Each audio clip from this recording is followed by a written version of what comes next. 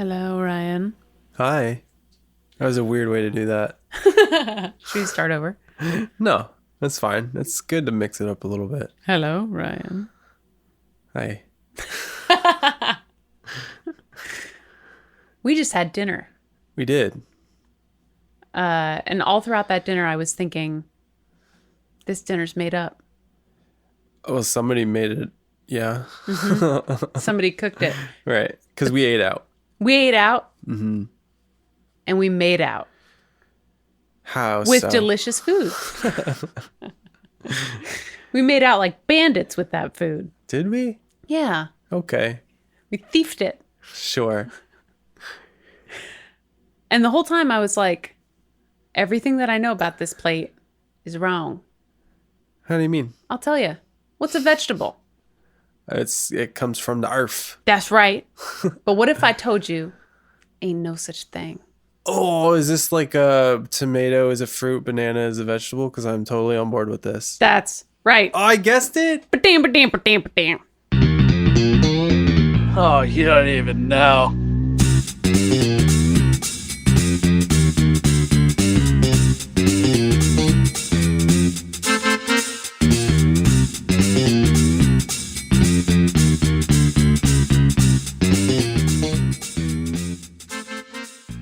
That might be the fastest Ryan's on board that we've had all season. So this is going to be a debate then. This is Could going to be be. a debate episode. We could fight, Because, yeah, just Yeah. keep the mics running and just hear fight sounds. wrestling, just like Like that. the old Batman television show where the punches sound really like campy.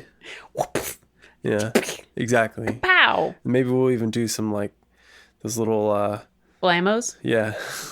Is that what they're called? I don't know, but people probably understand. Blamo feels right to me. Yeah. I felt like a blamo was plastered across my face when I found out ain't no such thing as a vegetable. Okay, so this episode then isn't the debate about the tomato and the banana. It's about vegetables as a whole group. Vegetables as a group and what we think fruits and vegetables mean versus what they actually mean. Okay. Let me ask you something. All right. What's a vegetable? It's something edible that comes from the earth that you grow. What's the difference between a vegetable and a fruit? Well, that's my whole argument. Hit me with it. Where are you at with okay, this? I don't actually have like a well thought out argument because that's not what the show is. It's the opposite. But when we're talking about tomato and bananas, because there's a group of people that think tomatoes are vegetables, and then there's the people who are right that say they are fruit. They are right. Plot twist. Wait, but you didn't think that before, did you? Before when? Before this episode? I think I was confused about what the distinction was. And I had always thought that vegetable and fruit were both biological terms. Okay. I thought it was something to do with the like seeds and no seeds and stuff like that. And like the skin of the thing, if it's edible or if it isn't. I don't remember what attributes specifically are attached to each thing or each group. But it feels like I remember those two things being part of the argument. This is a really good square one because you're talking about its edibility, Yeah. right? And the parts of the plant that are edible. Let's start with a little history lesson. Okay. How you feel about that? Sure. The term vegetable comes from the Latin word vegetabilis. You made that up. You're right. It's actually pronounced vegetabilis. That sounds like a country hip hop artist from Florida. I'm vegetabilis. Vegetabilis and the hillbillies. Because you remember the Julius Caesar quote, of course, the famous one. Et tu, Brute? Oh, yeah, there's that one too.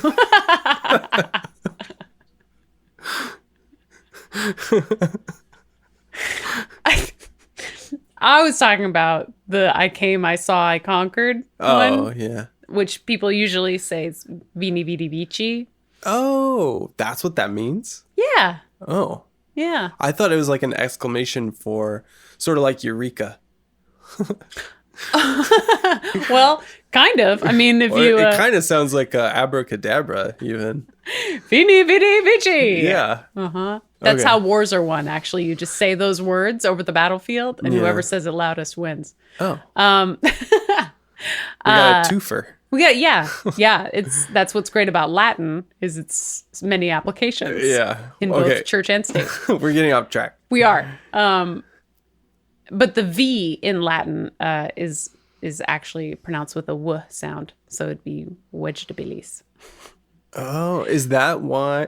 So- Yes, that's why it's actually weenie weedy weechy, which is hilarious. So I was actually going to say, you know how on old buildings where they put Roman numerals instead of like regular numbers, the W's are two V's put together. Right. Notice this? Yes. And you just said the proper pronunciation of it. I wonder if those two things are connected, or it's just like, let's make this easy for ourselves. We should totally do an episode on numbers Okay. because that is also fascinating. And how our numeric system, like how we draw ones and threes and all that stuff, is not a westernized thing at all. But that's for another episode, guys. Going back to Latin, vegetabilis meant and means, I guess, because Latin's a dead language, but some people are still speaking it. I actually learned it in middle school. We had a Latin class in my middle school. Yeah. Oh, you went. That's did. right. You showed me your middle school when we visited your hometown. Indeed. Although that middle school was not the one that I learned Latin at. Nah, I went same. I went to a couple different ones. They just couldn't keep me in any particular middle school. Yeah. I went to 3 different middle schools. I told you this? Good for you. Yeah. One of them had a Latin class. And that's why I'm a fucking nerd. Anyway, vegetabilis means growing or to be enlivening. Mm-hmm. And originally it referred to any plant or any kind of part of a plant at all. Okay. Like And the leaves. Leaves, The leafy bits. roots, stems, Okay. etc. But over time, over the centuries, the term evolved, right? And began to be used more specifically to be referred to the edible parts of plants that are used specifically in savory dishes, right? Okay. I object to the term evolved. Because of creationism. Exactly. They were created.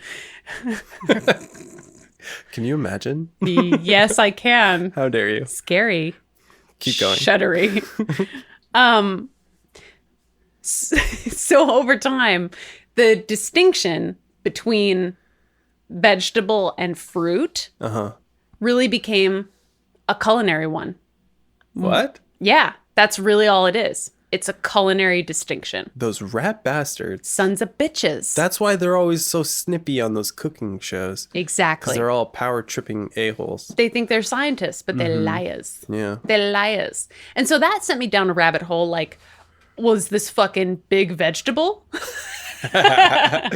Sort of like the United Fruit Company. Exactly. Like, does this have to do with government subsidies for different crops? Is this the background of the food pyramid shit? Yeah. And like, we're trying to push certain crops on people. And so that's why we're making this a distinction versus this thing being a distinction, you know? Yeah. I mean, that would make sense. If you told me that, I would believe it. You'd be like, fucking USDA motherfuckers. I believe anything you tell me, though. Aw, that's so sweet. Yeah, things are not always as they seem. Because, yeah, in the early 14th century, in English anyway, vegetable was used to refer to any plant. But by the 17th century, it was like narrowed down to just the savory dishes stuff.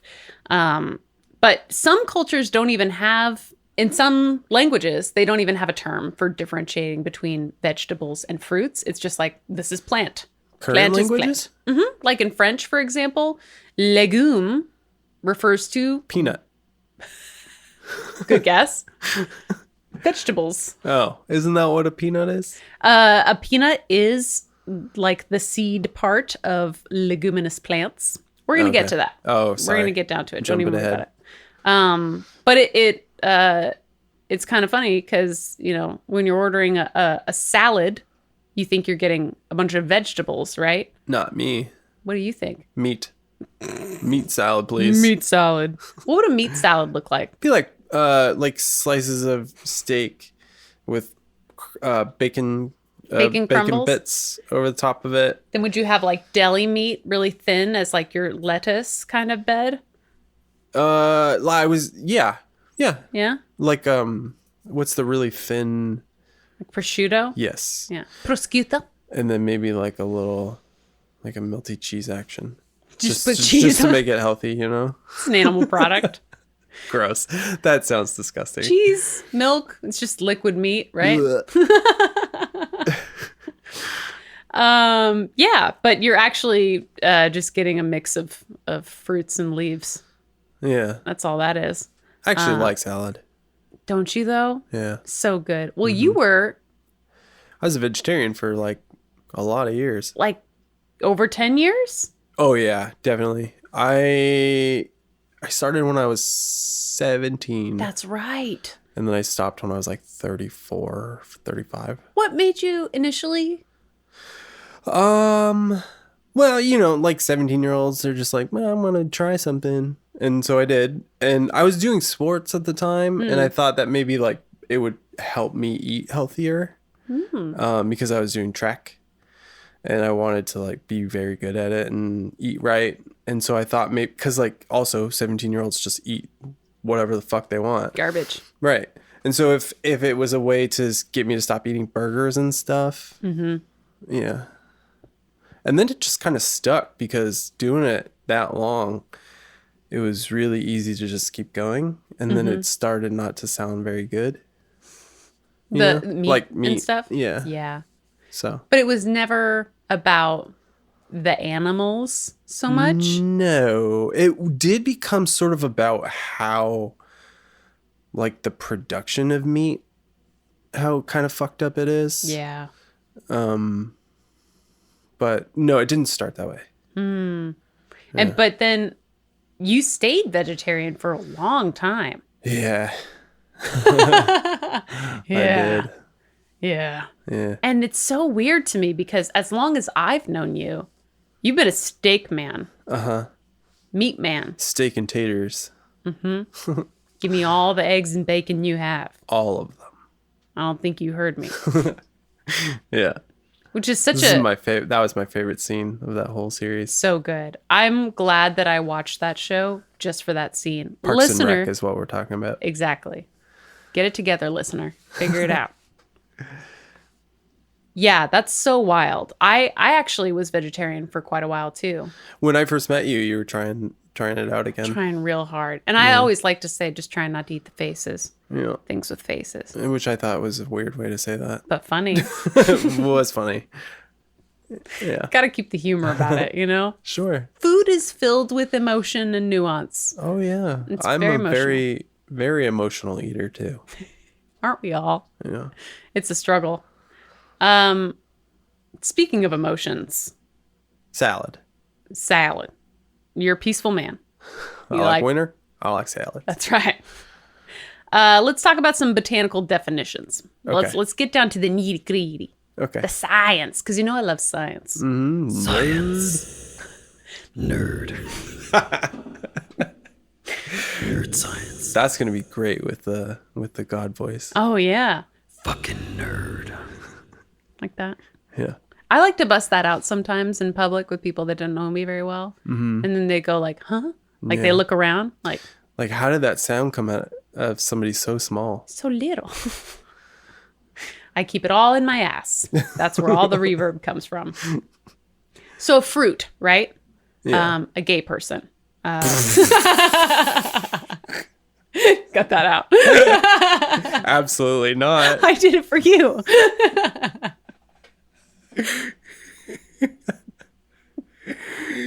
Oh God.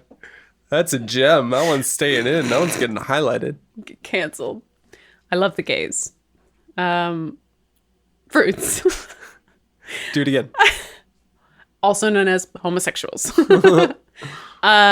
Fruits. They are the mature ovary of a flowering plant. We don't like to think about plants having sex, but they do all the time. With the bees and stuff. And each other is the primary thing. The bees are just the carriers. Like diseases? No, but how do they do it with each other? Well, They don't move. exactly. Well, some of them do. We should do a whole thing on plant breeding and how plant sex works. But for now, the quick version of it is plants either exchange their genetic information with each other, or sometimes they just exchange it with themselves and pollinate themselves. Hot. So, Like, is it through roots and stuff? no, it's through, well, you know how like you have allergies. You're familiar with your allergies. Oh, yeah. Big time. Uh-huh. That's just plant sperm and shit getting all up in your nose. Oh. Yeah. All the danders Huh. and stuff. So like pollen, for example. Plants and flowers and stuff are trying to fuck me Yeah.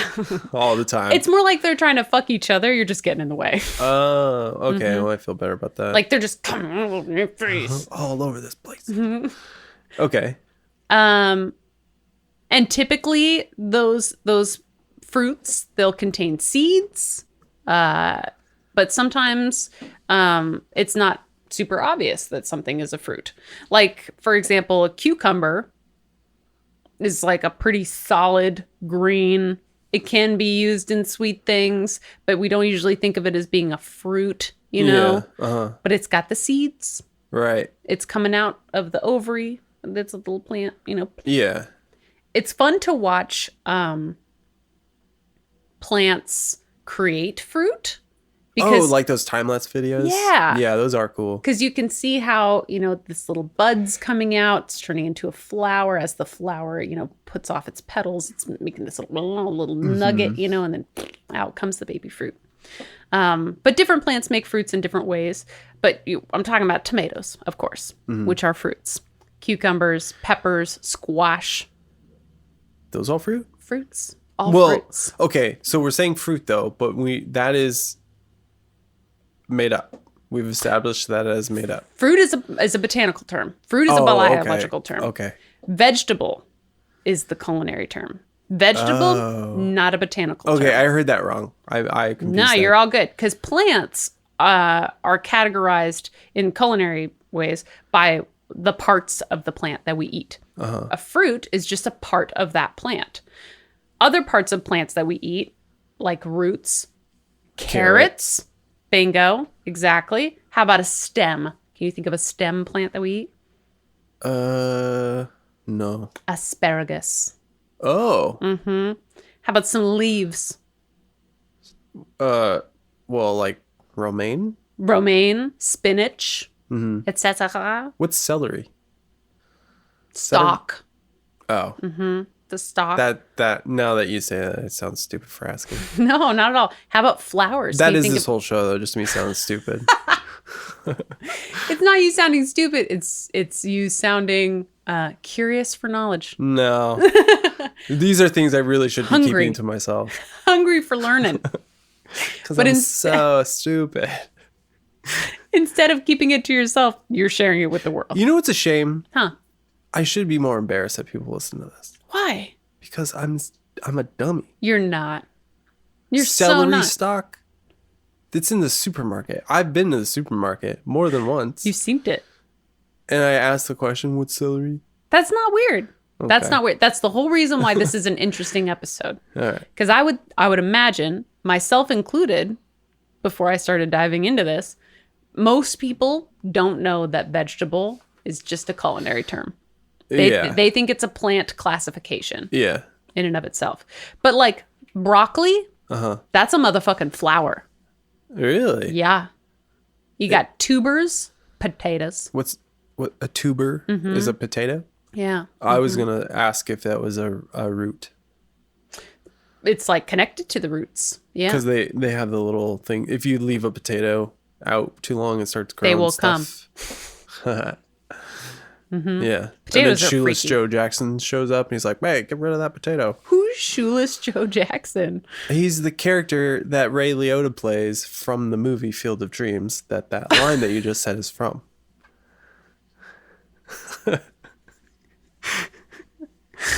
This Come is on. why we're in love. See, we give and we take. That's what this is all about. Yeah. It's a beautiful thing. Yeah, and fruits, we think of fruits as being sweet or tart, Yeah. and they're used in desserts and snacks, juices, etc. But some fruits are kind of savory. Like you think about a plantain, Oh yeah. Okay. Plantains absolutely can be used in savory things. Fried Yeah. plantains can go super sweet. Those are my favorite when they get like kind of caramelized and Yeah. squishy. Those are good. Mm-hmm. It's interesting too because we both have been to other countries, and I imagine you've eaten fruit Hella in fruit. other countries. I've been to other countries and I've eaten bananas, and bananas in other countries don't taste like bananas here. They taste like what we would consider a vegetable. They're not like that sweet. Oh Or- man, we should do an episode on bananas. Is that it, really? Yeah. So is that kind of, am I in a similar ballpark, or am I thinking this? No, Am I- I off there? you're totally on because bananas is a great example of something that we as humans have molded to become what we want it to become. Like we engineered it. Correct. The banana that we know today is a human thing. We've made the banana what it is. And there are lots of plants like that we as humans have through cultural exchange and through fucking colonization Yeah. and capitalism have shaped and molded these plants to serve our needs and our tastes and our preferences. Like Little Shop of Horrors. Feed me. Suddenly see my... Yeah, exactly.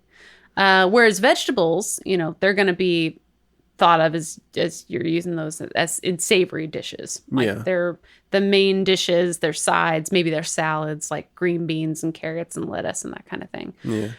Think about something like squash, right? Squash can be a savory thing, or it can be sweet. You can use it in a sweet soup. Or a sweet potato. Sweet potato could be savory, could be sweet. It's also, they make pies out of it. Pumpkin, another Oh, good yeah. example of something like that. No, pumpkin pie. Pumpkin pie. Yeah, something like a rhubarb. Botanically, Oh yeah.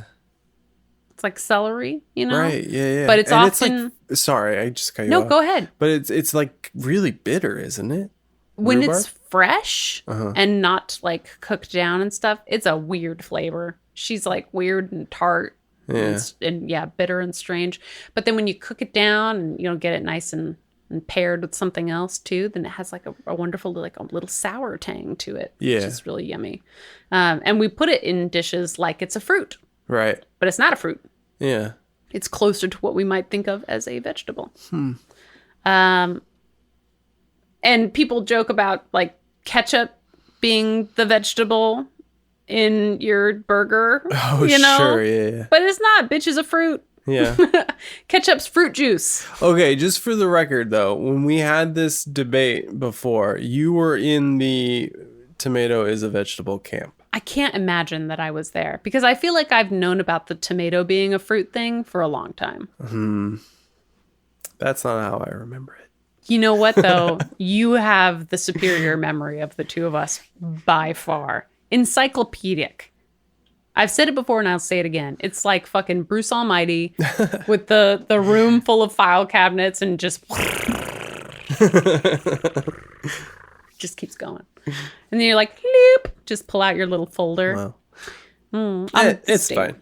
Well, this episode and you admitting it is just fine for me. I don't remember admitting it, though. That's the weird thing about that. You just said that tomato was a fruit. Yes, it is. So There. Boom. 1-0. 1-0. Much like the "that's what they called me in high school" joke. I'm just gonna pretend it was my thing all along. Okay. You did. You took that one. Felt like it You're was like- mine. I think I reverse engineered a whole memory about coming up with that, Yeah. using it all throughout my life. That's fine. It's a good one. It is good, but it is your joke. It is. And I'll say that for God and the world to see. Yeah, and what I think is really interesting about this distinction, this culinary biological distinction, is a lot of it has to do with how Western cultures and any other cultures have intermingled culinarily. Oh, like fusion restaurants? Sure. Or just, like think about the potato, Uh-huh. That motherfucker's from South America. Try getting me not to think of the potato. All day, every day. It's just potato, potato, potato. Yeah. It's like enough already. Look at me.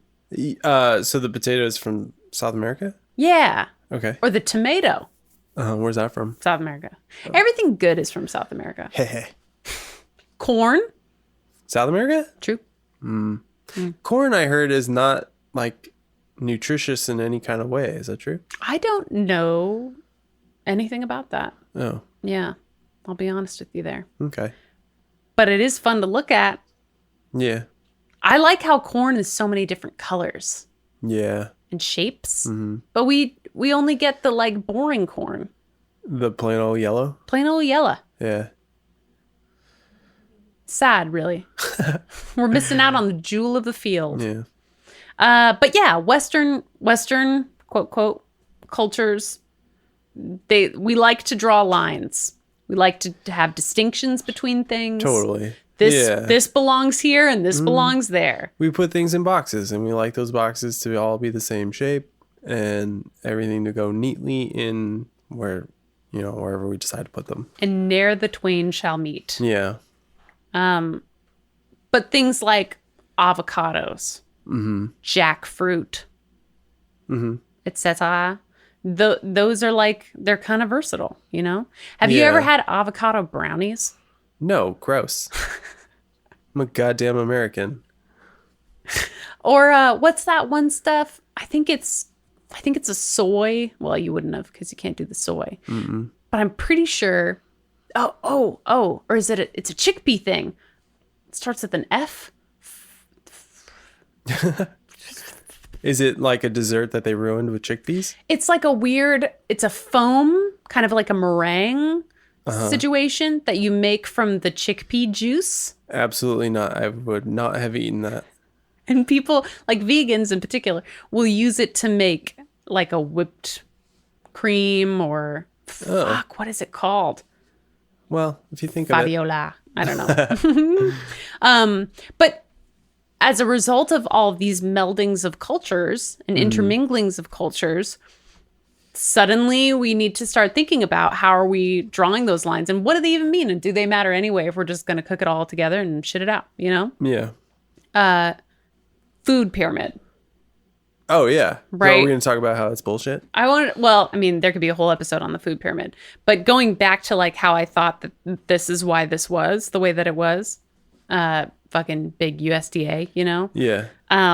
When the food pyramid, as we think of it, trademark, got established, that was in like 1992.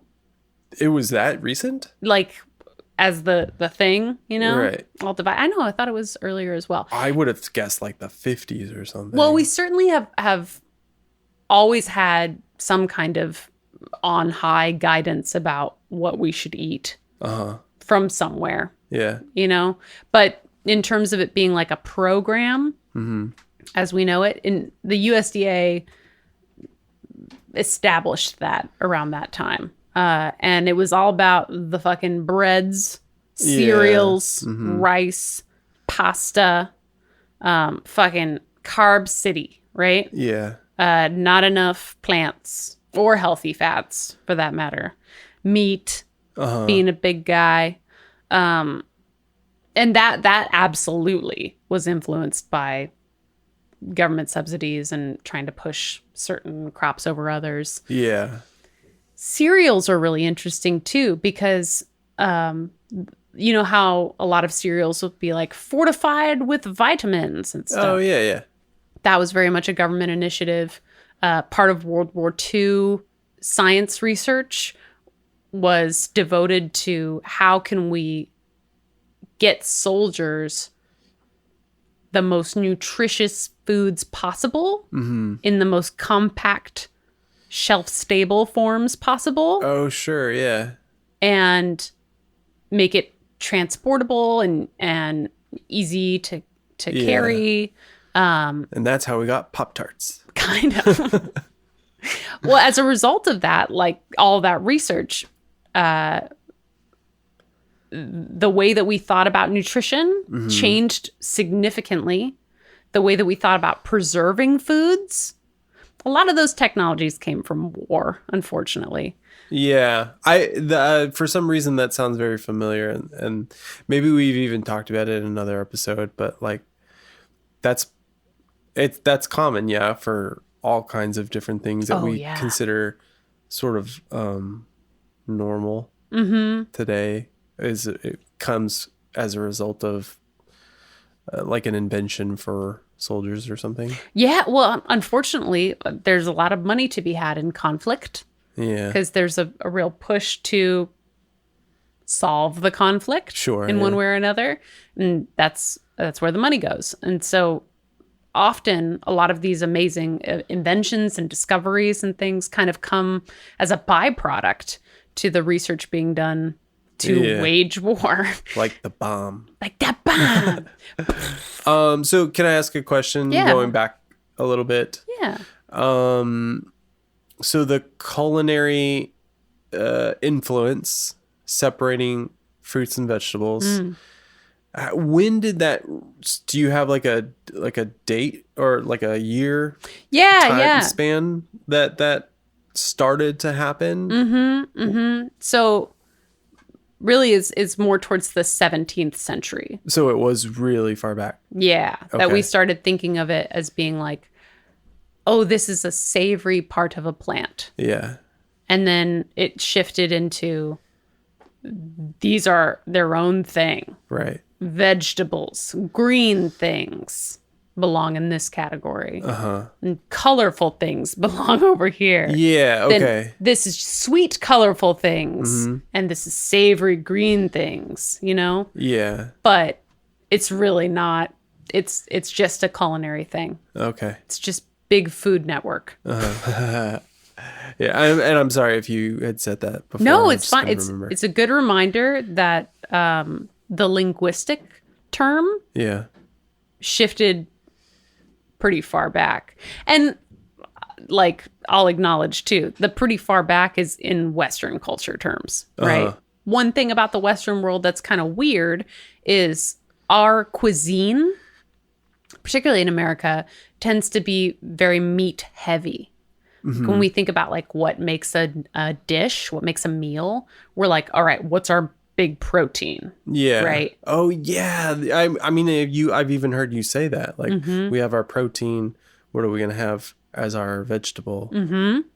Because I didn't know. I was ignorant piece of shit. No, I mean like it makes sense in my brain. You know, you want to have like a variety of things for a balanced diet.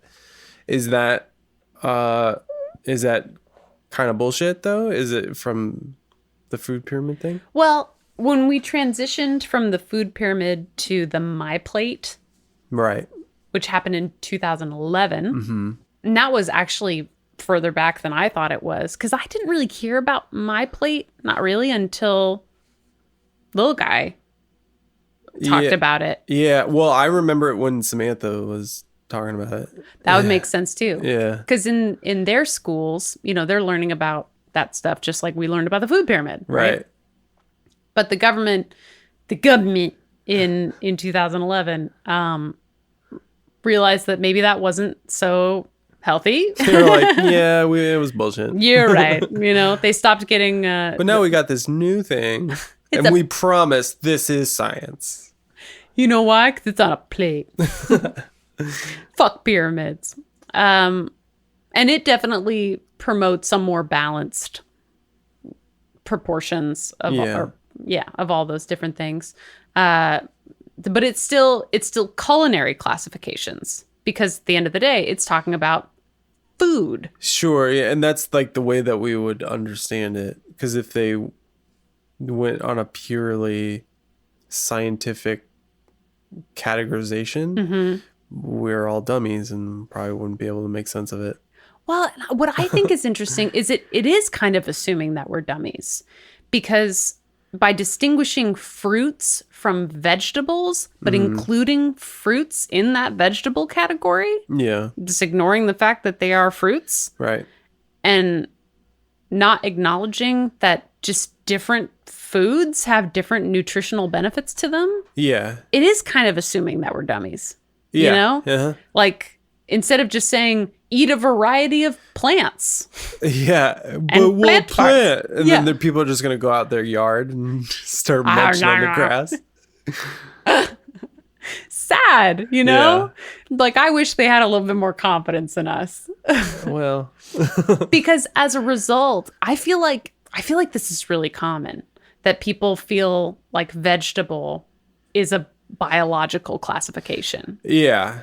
Well, I mean, just before we started this episode, I was probably one of those people. Yeah. I mean, I certainly was. Yeah. And when we learn about these things, like the kids are learning about them in school, there's nothing wrong with I would just want to put it out there. I don't think there's anything wrong with kids learning about nutrition in school. I think that's great. Yeah. That's important. That's a life skill, right? Yeah. Learning about cooking and food and how to prepare food and have nutritious meals and stuff for yourself. That's very important too. Yeah. And they're learning about biology at the same time. So it kind of makes sense that their brains would fuse the two and overlap a little bit. Yeah. And certainly while learning about biology, they'll learn about the parts of a plant and how plants breed and propagate and all those things. But I just think it's wild that as a result of that, we've got this like Berenstain Bears thing, you know? Oh, sure, yeah. Where we just were like, yeah, obviously, right? No, that's not what it is. The Mandela effect. Yeah. Didn't he die in prison? Can I ask a question? Yeah. Is there, or would there be a benefit if we started teaching the youths about food in sort of like in that way, like in not, I guess, in the opposite way that we're doing it now? I think there would be, because right now we're not focusing on, well, I shouldn't say that. I think more so than any other time in American history, certainly, we are talking more about the nutritional benefits of certain foods. Yeah. And the nutritional deficits. Mm-hmm. Just today at dinner, Johnny was talking about meats being lean or non-lean and cholesterol and all that stuff. Yeah, so he's very mindful of that stuff. Uh-huh. And that language and those terms are more in popular use than ever before. Mm-hmm. Think about how much people are talking about gluten and vitamins being in certain foods and not being in other foods, and needing to get food supplementation. Yeah. You know, more people are going vegetarian and vegan than ever before in Western cultures. And that's a result of having access to all these foods. Yeah. So, you know, like the fact that we can get strawberries year round, mm-hmm. the fact that you can get papayas here, fresh ones, you know, they're not going to be as good as where they came from, but we can still get them. Yeah. It's a remarkable access that we have. And not just to the food, but to the knowledge itself. Mm-hmm. But we're still dumb. Like we know just enough to be like, I get it, you know? Yeah. But I ultimately think, back to what you were saying, that having less of that culinary distinction and more of a focus on what's the nutritional benefit, like what's the actual breakdown of this food, would be better, because fruits are kind of villainized at the way that we think of them. Oh yeah, it's like nature candy. Yeah. Right? Mm-hmm. But a cucumber is a fruit, Right. you know? Mm. And we don't always think about the parts of the fruit that are beneficial. Like the fiber Yeah. comes often from the outsides of the fruit. Yeah. Whereas that yummy, delicious fructose goodness, that's going to come from different parts of that fruit. Mm-hmm. There's the seeds in there. Some seeds are delicious and yummy, and some seeds are like, spit that shit out. Like a watermelon seed, fuck out of here, you know? Yeah. Oh, I told you the story about my brother. Oh, and how you eat the whole thing? Yeah. The whole apple, core and all, seeds, everything. I reject that entirely. He's a wild man. He's great. It's not okay. Why? He's fine. Look at him. He's fine. Look at him. He's fine. He's alive. He ain't missing nothing. Yeah. I feel really strongly about that. So, okay. Well, I'll tell the story for the audience. Hit him with it. So my brother, Derek, was eating an apple in the car, and we're on our way to see my grandparents. And when we stopped, my dad says, Derek, make sure you throw your apple core away, get it out of the car. He's like, I ate it. And he was like, okay, we'll get rid of your core. Throw that away. And he's like, I ate it. And my dad goes, the core? And he goes, yeah. And everybody in the car was like, what the hell? Uh-huh. So I was so fascinated by it. I was like, I'm going to try that. And this is my little brother, by the way. Right. He's like, he's a fair amount younger than me. But I was like, hell yeah. So I try it and it's fine. Nothing's wrong with that. No, it's all like pointy. Not if you do it. Not if you eat it with the rest of the apple. It's like eating a sword. Yeah, Like, yeah, you could, but why? Nah. It's fine. It's like swallowing the watermelon seeds. Exactly. Don't you know that it'll grow a tree inside of your gut? If we're lucky. And it'll get all tangled up in the gum that lives there forever? No, you gotta eat some dirt too. That's the only way that'll happen. Roughage. So I guess I was trying to figure out where I was kind of getting at with that question that I asked earlier about if it's more beneficial to teach it one way or the other. And it's sort of in the ballpark of like, and you kind of touched on it too, about how we're basically, I mean, like as a whole, looking for the easy way to sort of group things. Mm-hmm. And so if we were to do that, if we were to sort of open it up and just look at the pure nutritional value of something versus this is a fruit, this is a grain, this is a whatever, we might end up just doing that anyway on our own because that's how we kind of view other things in the world. Do you know what I mean? Mm-hmm, I do. And so I guess this is a way of me saying I'm not sure that I have faith in the populace to take advantage of something like that, of that type of information. I just would hope that shift would come with a more diverse view on food in general. Because going back a little bit, a lot of the food that we eat in our daily lives is like we were saying, like what's the protein, what's the starch or the carb, and then what's our green thing, what's our vegetable, what's the healthy thing that's in there, right? Yeah. And almost like it's like the meat is like the big thing, right? Right, yeah. And then the carb is like the second biggest thing. Or maybe it's the same, and then we gotta garnish it. Right, yeah. It's like having the opener and then the feature act and then the headliner. Precisely. And the opener only gets 5 minutes, and it's parsley that's on top of the potatoes and the steak. That's a hard 5 minutes too. Well, nothing past 5. They've got it down. You can go 4:30 if you want. 4:30. That's fine.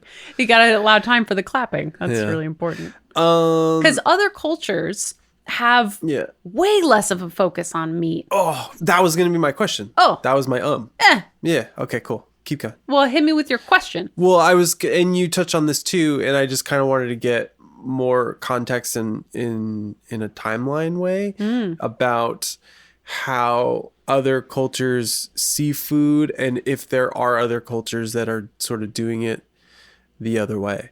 Well, I think about India, right?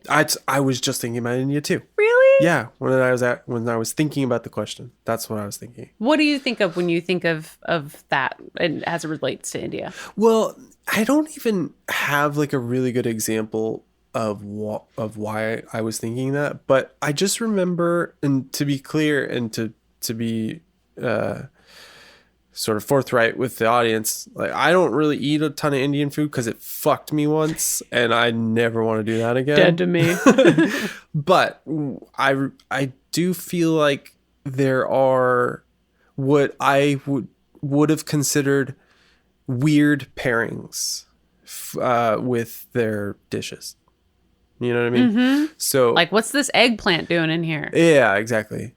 And it's also kind of a popular food to go for as a vegetarian because they do a lot of good vegetarian options. So that's why I was thinking about it. And But you tell me. well, that's exactly right, because they have that emphasis on vegetarianism partly due to their religious beliefs. Yeah. Hinduism and Jainism, there's a lot of a focus on like not eating meat. Jainism? Jainism. Is We'll get into it. Is it a religion that worships Thomas Jane? No, it's Jane from Firefly. Oh, I The get it. hero of Canton, the man they call Jane. I get it. Can't believe you already forgot. The Jainism where they worship Thomas Jane as the Punisher would have been cool though. The Punisher. Yeah.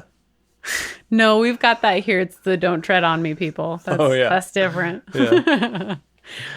They have the reverse flag Yeah. with the Mm-hmm. yeah, because in India, it's plant-based a lot of the time. They've got their staples. They've got lentils and the rice. Spices are used much That's what more fucked readily. me. It's the fucking spices. Yeah. And I wonder often if that's part of it too. Like our food Stays in us for a long time and Indian food just clears us just out. clears you right out. Maybe that's why we're so fat here. It's because it's not moving through us fast Yeah. enough. It's just sitting its little starchy self. We're not giving it a chance. But honestly, the lack of diverse flavors Yeah. are maybe making people less adventurous. Sure. So they're thinking, I just need my starch and I need my meat. Oh man, well it kind of just clicked for me when you said that because yeah, I mean, my diet is more or less pretty plain. Mm-hmm. And it's way more plain than it used to be too. Especially because I eat meat now and am not a vegetarian. It's very basic. Mm-hmm. And now it's changed my taste so that I don't necessarily go for things that are kind of all over the spectrum with flavors and spices and stuff. Yeah. Because our brains, I mean, at the end of the day, we're just simple animals, Yeah. and we're seeking the dopamine all the Yeah. time. Where's the dopamine coming from? And it's so easy to get it from food now because we have such access to food.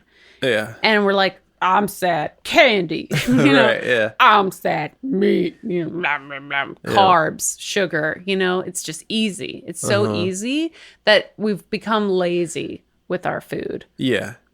Because we're like, well, I mean, I know I'm going to eat. I'm not going to starve. So I might as well just eat what makes me happy. Mm-hmm. Right? Yeah. You know what I Totally. mean? And when you were vegetarian, you're like, well, I could starve or I could be a little adventurous. Yeah.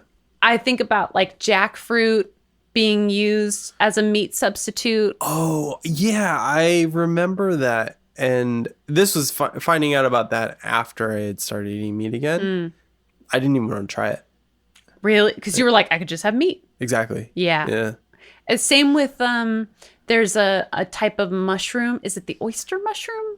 That if you shred it, it's like just the same texture as crab meat. Yep. Mm-hmm. And you could put a little bit of seaweed on there or something, and it's just like that's crab. That could be crab. Yeah. But I'm like, or I could eat crab. Right.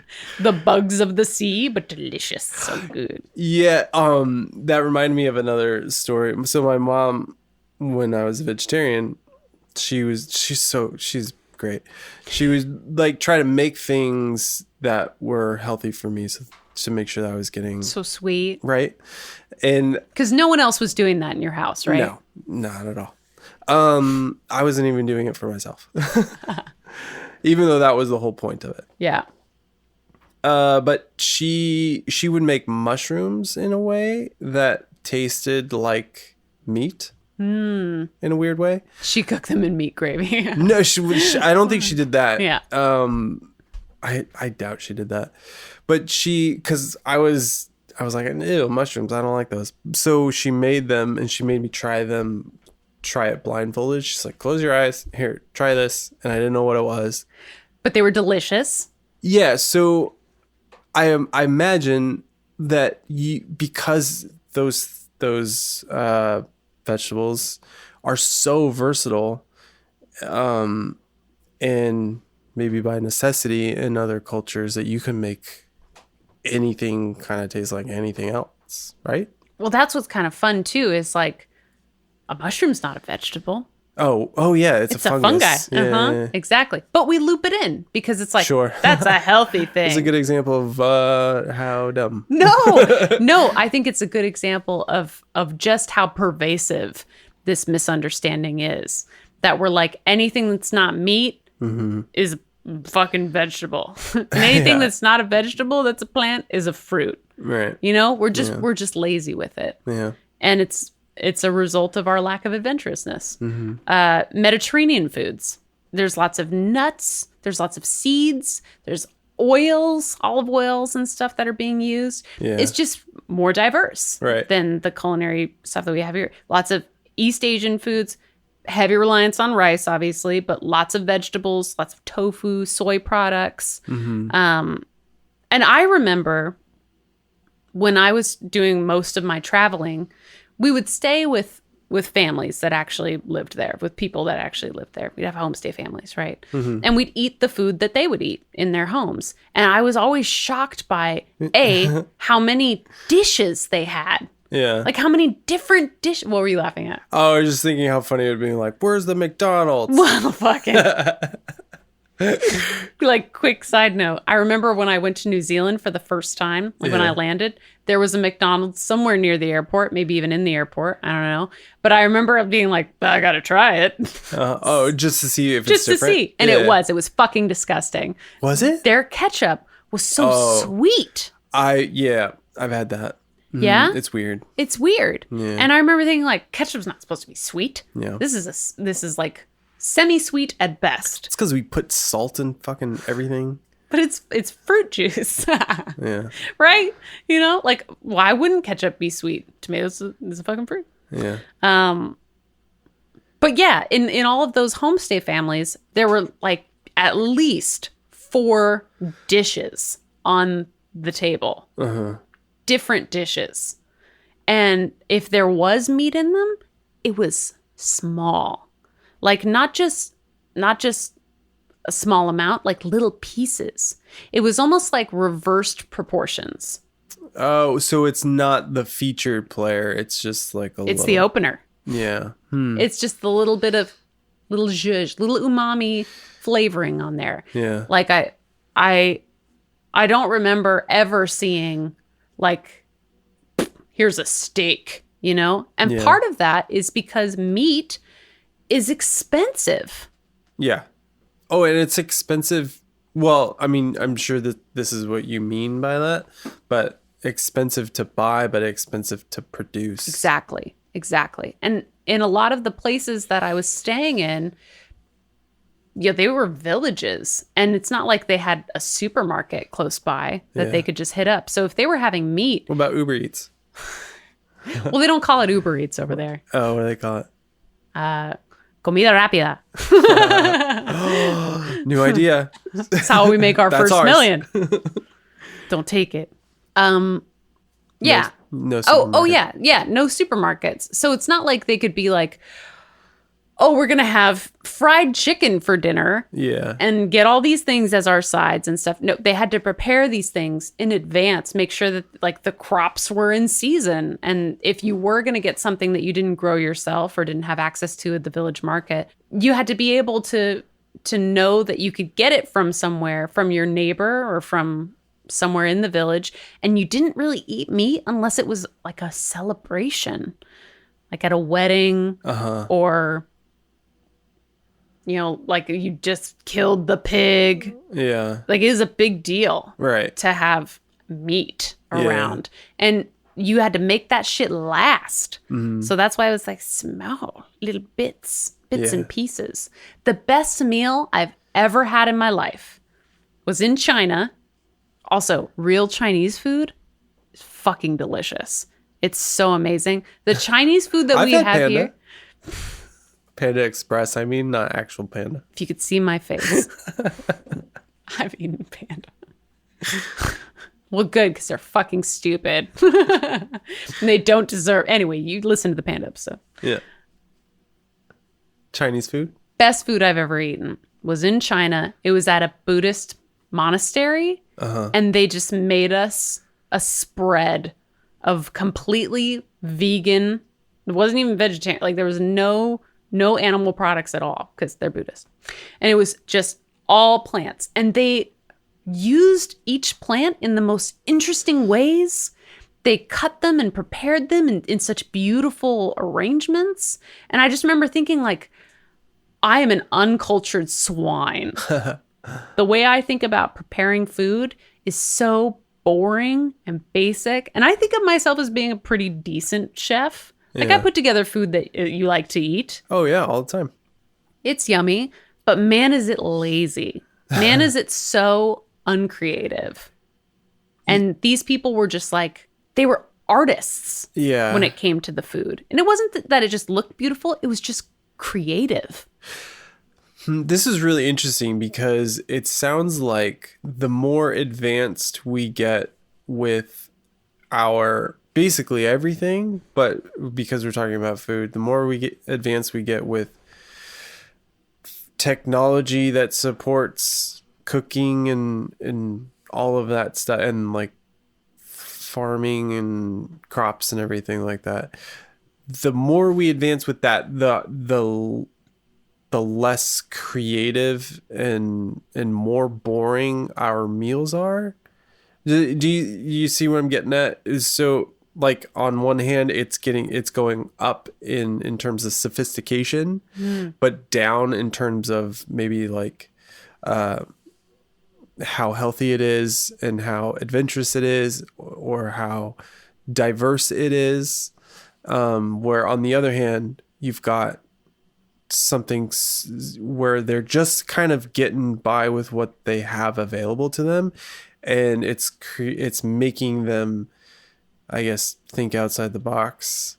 Well, that's the great lesson of humanity, right? No big leaps. And we were just talking about it with technology and stuff coming from warfare and the great military industrial complex accidentally or unintentionally creating all of these conveniences for us.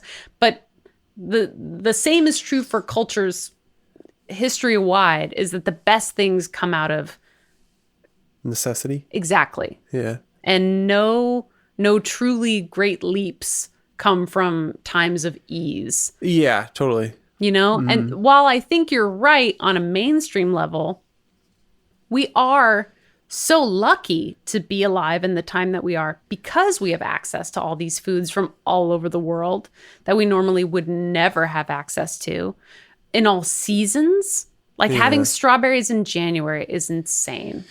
That's great. And they're not going to be as good as the strawberries we're getting from the farm stand down the road in July.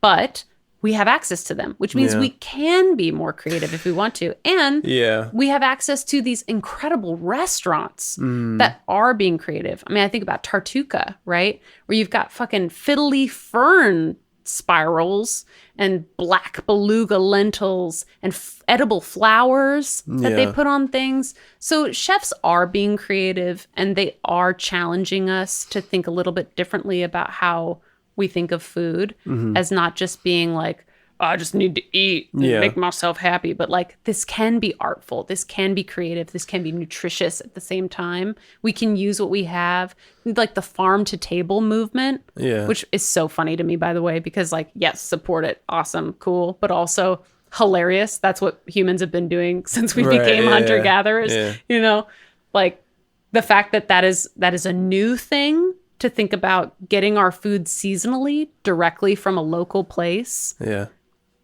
In a diverse, plant-heavy way is like modern and liberal, you know? When it's truly the most like down-to-earth, country-ass shit ever. Yeah. Two things. Yeah. Tartuca, excellent restaurant for anybody in the Portland area. It's in the Mississippi neighborhood. And if you say you don't even know sent you, they'll say, what? Because they don't know who we are, but you should try it. And then they will. Yeah, it's incredible. And then the other thing is, I hear what you're saying now, and you said it, but I'll just kind of repeat it because that's what I need to do for myself. Yeah, we do have all of these things, and we totally have the capability of being more adventurous, like the Buddhists in the monastery that you visited. But it's just that we have that, and we have this really super easy thing. And we have the corner store. Right. And so when we're in a pinch, we go to the easy thing, and now I should just be speaking for myself. When we kind of make up the story that we're in a pinch, we go for the easy thing. Mm-hmm. So we tell ourselves that, oh, I don't have enough time, or I can't, whatever. And in those other instances, in those other cultures, that isn't part of the equation. It just is. Mm-hmm. This is what I have, so I'm going to make something that is going to be as nutritious as possible for myself and my family. Unfortunately, and we kind of talked about this back in the cargo cults episode, a result of those blendings of cultures is it also goes the other way, where other cultures are getting the westernization effect of food. Oh, yeah. Think about the Pacific Islands, where that access to easy carbohydrates, prepackaged foods, full of preservatives, all that stuff has led to a decrease in diversity of food, a decrease in the growing of local native crops, and cause myriad health problems for those people. Yeah. But it's convenient. And there's also the economic disparity factor to keep in mind too. Time is money. Yeah. And it's more expensive to be alive now than maybe ever before. Right. And so we have this incredible convenience of food that's just there all the time in ready calories, ready to go, ready dopamine coming right at you. Yeah. But also food is expensive. Yeah. And you have to think about, like so much of our money goes to the grocery store and I get a fucking discount. But it's still expensive. Yeah. But preparing food takes time. Despite my best efforts and best intentions, I can't cook every day. I just don't have the time, don't have the energy. Mm-hmm. And so it's an economic thing too. We shame poor people for eating McDonald's or having, the shitty meals. Right. But fresh vegetables are expensive. Mm-hmm. Yeah, it's a luxury. It's a luxury to prepare them. Yeah. Let alone buy them. There's a reason why we think of farmers markets as being a fancy place. Yeah, totally. Which is crazy. Uh-huh. So, it goes in all directions. Yeah. Well, so I want to ask this question as sort of a wrap up, but I don't want to cut That's off. it. Yeah. Yeah. Mm-hmm. Also, because I have ice cream in the freezer that I want to eat. Speaking of food. So it's a simple thing, and I don't want to put you on the spot with it. Wow. So, tell me to fuck off if you don't have an answer. But like, is there something that we could do to sort of, I guess, improve our own situation with all of the access that we have? Or do you already see it kind of from the research that you did? Do you already kind of see it moving in a positive direction? When you say, is there something that we could do, like us personally, or like we, the royal we? Well, I guess if somebody's listening to this episode and they're like, and it's a light bulb goes off, did you come across any tips or anything like that that would, I guess, make it so that we're not creating those mental barriers for ourselves to eat better, to eat more consciously, I guess, is maybe what I'm trying to get at. Totally. I actually do have an answer to that, but I was ready to say, fuck off, because that would have been funny. You know who Michael Pollan is? Of course I don't. Does it look like I know who Michael Pollan is? Michael Pollan wrote many books, but probably the most famous of which is called The Omnivore's Dilemma. Oh, I do know who Michael Pollan is, because I know that title. I didn't read the book. The book is pretty famous, so it's totally understandable that you would have heard of it. Highly recommend. Maybe that'll be your next read. Okay. I'm still trying to get through that War Stories one. You're almost done. Man, it's a bummer. I'm so sorry. Holy shit. It's a great book, but I am sad when I read it. Well, all the more reason to read Omnivore's Dilemma afterwards, because despite the word dilemma in it, it contains a lot of really practical and hopeful information. But the big takeaway from that, and I'm going to paraphrase because I can't remember exactly how he says it, but his catchphrase after doing his research and that book is eat food, not as much, mostly plants. Okay. And I just think that's the best advice. And it's simple advice. It's so simple. Really easy to follow. Because we're so stupid. Yeah. And it's really straightforward. Yeah. Eat real food. Right. Eat food. Yeah. Don't eat garbage. Don't eat stuff that's so far from what it used to be that it's not recognizable as food anymore. Yeah. Like, treat yourself, sure, whatever. But eat food. Not as much. We eat so much. Oh, totally. There's a reason that I keep saying, listen to your body. Yeah. You know? Are you actually hungry? Are you actually feeling a feeling instead of the hungry feeling? Are you feeling an emotional feeling? Are you bored?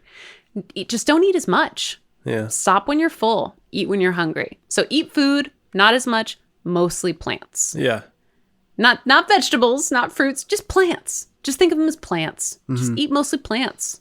And then just by nature, you will gravitate towards more diverse meals. And if you're eating mostly plants, you'll want fresher plants. And to get fresher plants, you kind of have to eat more seasonally. Yeah. And if you eat seasonally, you're probably going to eat more locally. Right. Keeping in mind that to do that can be more expensive. Yeah. So balancing that as best as you can with your real life situation and your real life expenses, do the best you can. That's the only thing I would add to Michael Pollan's tagline. Eat food less, mostly plants, as best you can. Yeah. Because we can all just do the best we can. And nobody's going to be perfect with this kind of thing. But you'll end up being healthier. You'll end up supporting your community. And ultimately, you'll have a better relationship with food. Yeah. Cool. I love that. I might have to throw a comic book in between the War Stories book and the Michael Pollan. Pictures. Because, I need something else. You want to throw the name of the War Stories book out there just so people can have a nice little reference point for what'll bum them out? Honestly, I don't remember the full title. You're just so caught up in the horror of it all. The book is called War is a Force That Gives Us Meaning. It's by Chris Hedges, and he's a war correspondent that tells stories that we've already forgotten about, but that were main headlines of crisis at the time. It is a heavy, heavy read. If you have the brain and the stomach for it, I highly recommend that book. You recommended it to me, and I'm reading your copy of it. It's a great, and I was surprised that I can actually comprehend it. because I read mostly comic books. Give yourself some credit. But it's so good. I just need to do it in little bites. I think very similarly, the omnivore's dilemma reminds us of how things come to be Yeah. and what we should be more mindful of. And in general, that like humans be humans. Yeah. We're humaning throughout history, and we can give ourselves a little bit more credit and a little bit more grace. Yeah. Cool. Anything else? Tomatoes are fruit. One last thing is I guess you have a video series now. We have a video series. Well, it's mostly you and I'm kind of in it. Very similarly to You Don't Even Know. If you like this format of us chit-chatting and you being in the room with us, the new video series is on my Instagram page. And YouTube channel. And YouTube channel. Ginger Pear. Just Ginger Pear Vintage. And I explain aspects of shopping for and looking at and marveling on vintage clothing and how awesome it is and the stories that they tell and how to tell what it is and where it came from. And if you're into that kind of thing and want to get nerdy about it like I do, or just curious about it and are generous with your time like Ryan is, then highly recommend giving them a watch. They're really fun. Yeah. And if you just want to keep the mental image of what we look like and not actually know what we look like, don't watch it. Don't watch it because it's a video. Yeah. But we are both extremely beautiful. Lies. All lies. Cool, kid. Well, thank you. You're welcome. Now you know. Yeah. Down. Okay. Bye. Bye.